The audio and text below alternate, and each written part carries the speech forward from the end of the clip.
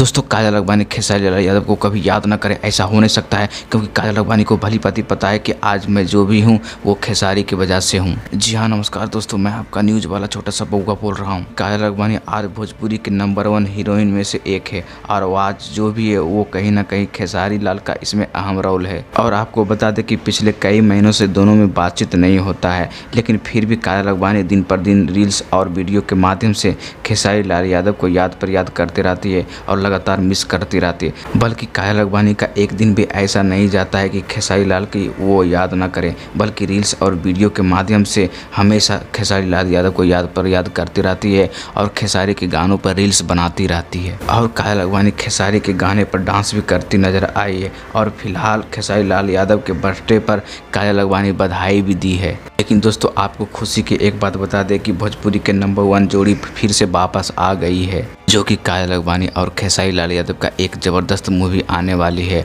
और आते ही भोजपुरी के बॉक्स ऑफिस को गाड़ फाड़ के रखने वाली है।